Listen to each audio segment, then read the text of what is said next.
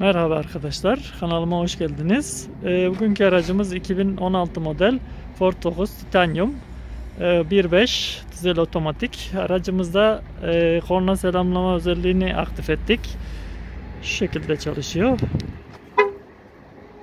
Gördüğünüz üzere aracımız kilitlenir kilitlenmez korna selamlamasını yapıyor.